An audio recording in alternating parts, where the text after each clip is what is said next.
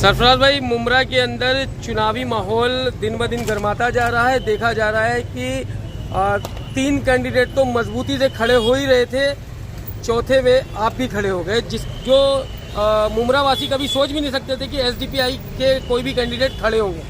आप खड़े हुए हैं, क्या रणनीति लेकर के खड़े हुए, किस तरह से आप मुमरा वासियों को जो है एक तरह से 15 सालों का विकास वापस दिलाएंगे? देखिए, मुमरा वासी तो पहली बात तो 1.5 साल से एसडीपीआई का काम देख रहे हैं। जो एसडीपीआई बेबाक तरीके से जो काम रोड पे ज़मीनी तय पे कर रही है, चाहे वो पैलेसिंग का मसला हो, चाहे वो गटर नाले का मसला हो, चाहे वो जीपी बिल्डिंग का काम रोकने का मसला हो, उधर एसडीपीआई ने वो काम को कामयाब बनाई है। चाहे हम दो हमारे 12 मूवी के ऊपर स्टे लगाना हो, जो ऑब्जेक्शनेबल डायलॉग्स थे उसको डिलीट करना हो, वो भी एसडीपीआई ने बिगर एमपी एमएलए के काम किए हैं। और एसडीपीआई का लड़ने का मकसद एमएलए का ये है कि जितने भी रिजर्वेशन प्लॉट जो 2009 से 2024 तक नहीं मिले हैं, वो आवाम को हम 1-1 इंच, 1-1 फुट, 1-1 गुंडा एकड़ में जितने भी जो रिजर्वेशन के प्लॉट्स है वो हम आवाम को वापस ला के देंगे इंशाल्लाह। क्या वो प्लॉट्स वापस लाके दे सकते हैं जिन प्लॉट्स के ऊपर जो आज बड़ी बड़ी इमारतें खड़ी हो गई हैं?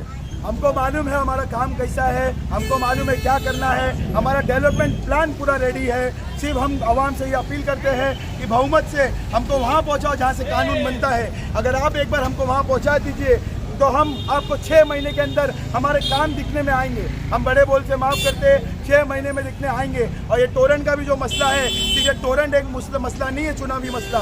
तो जितने भी जो मसले हैं टोरेंट के साथ, रिजर्वेशन प्लॉट से टोरेंट के साथ जिनके ऊपर जुल्म होते हैं वो एक मसला है, जो मजलूम को सताया जाता है वो एक मसला है, चाहे वो मॉब लिंचिंग का मैटर हो, चाहे वो कोई भी समाज को जो सताया जाता है वो एक मसला हो, औरतें यहाँ सुरक्षित नहीं है वो एक मसला हो, जो नीति गवर्नमेंट से आती है वो मसला है, जो एमएलए फंड आते हैं वो पब्लिक तक नहीं पहुँचे वो मसला है। ऐसे बहुत से मसले हैं, हमको मालूम है क्या करना है। सिर्फ आवाम से रिक्वेस्ट करते हैं, ये टाइम आपका मुमरा का भाई, आपका बेटा खड़ा है, आप लोग बहुमत से हमको सिर्फ वहाँ पहुँचाओ और इंशाल्लाह हम दिखा के बता देंगे क्या है।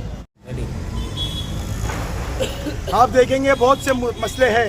ये 2009 से जो 2022 तक जो पहले एनसीपी 1 थी, चाहे वो जितेंद्र अवार्ड हो, चाहे वो नजीब मुल्ला हो, यहाँ पे जो रिजर्वेशन प्लॉट्स जो आवाम को नहीं मिले, ये इनकी मिली भगत से नहीं मिले हैं, क्योंकि ये पहले एक ही थे, एक ही थाली के चट्टे बट्टे थे। और ये आज अलग होके बोलते हैं मैं आपको टोरेंट भगा के दिखाऊंगा, वो वहाँ पे माँ कसम खाते हैं मैं आऊँगा तो 1 महीने में मीटर चेंज करके बताऊँगा।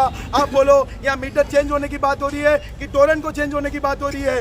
ये लेकिन हम बोलते हैं टोरेंट को लाने वाले एक ही एनसीपी के लोग थे, टोरेंट को यहाँ बसाने वाले वही एक ही एनसीपी के लोग थे, और जो आज तक मुमरा की आवाम को रिजर्वेशन प्लॉट्स नहीं मिला वो भी एक ही एनसीपी के लोग हैं। सरफराज भाई, लेकिन कहीं ना कहीं देखा जाए तो जितेंद्र अवार्ड साहब जो है एक सेकुलर नेता हैं और सेकुलरिज्म की बात करते हैं।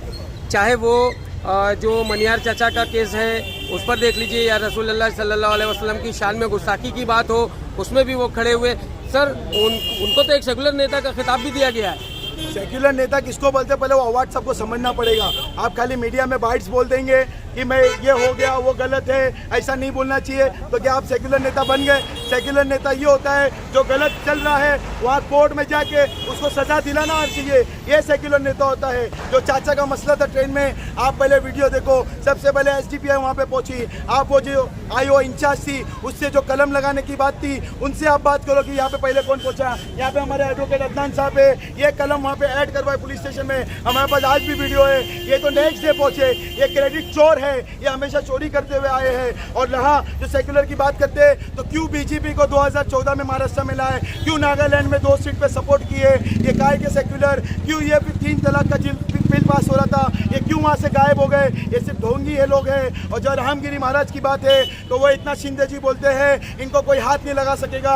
वो एकनाथ शिंदे के साथ ये अजीत पवार जी वहाँ उनके साथ बैठते हैं, तो क्या रामगिरी को अरेस्ट नहीं करवा सकते? एक अजीत पवार जी के जो खासम खास है नजीब मुल्ला जी, तो ये क्या उनके लिए आवाज़ नहीं उठा सकते? वो उनको अपने चीफ को बोल नहीं सकते ओए साहब इसको अंदर डालो नहीं तो मैं अपने पार्टी से रिजाइन दे दूंगा? ये सिर्फ जो पॉलिटिक्स करते हैं वो उनके खुद के कैरियर बनाने के लिए करते हैं। लेकिन एसडीपीआई जो एक वाहिद पार्टी है है जो पॉलिटिक्स फॉर कॉज करती है, नॉट फॉर करियर करती है। अभी हमको थोड़ी देर पहले किसी का फोन आया था ये गौसिया मस्जिद से, बोले थे वहाँ नमाज चल रही थी, वहाँ पे जितेंद्र अवार्ड जी गए थे, वहाँ पे फटाखे फोड़ रहे थे, वो फटाखे की चिंगारी उठ के वो मस्जिद के अंदर गई। अगर कोई सेक्युलर होता तो नमाज के वक्त फटाखे नहीं फोड़ते। ऐसे बहुत से मुद्दे हैं इनके। ये अगर सेक्युलर नेता होते तो जो अवाम का हक है वो अवाम को देते। ये अगर सेक्युलर नेता होते तो लीगल कब्रिस्तान देते। ये अगर सेक्युलर नेता होते तो टीएमसी का पेपर आया था ये कब्रिस्तान दलदल की जगह है, फिर वो जगह नहीं लेते। अगर ये सेक्युलर नेता होते तो गवर्नमेंट बॉडी पे वर्क करते। अगर ये सेक्युलर नेता होते तो म्युनिसिपल हॉस्पिटल यहाँ खोलते। तो ऐसे बहुत से मुद्दे हैं। ये सो कॉल्ड सेक्युलर्स लोग हैं, ये सिर्फ एक्टर्स लोग हैं। अवाम को समझना होगा। बेहतरीन प्लेटफॉर्म आपके पास मुमरा कलवा में मिला है एसडीपीआई की शक्ल में। इनको वोट्स दो, इनको मंत्रालय भेजो, जो असल डेवलपमेंट क्या होता है वो हम बताएंगे इंशाल्लाह।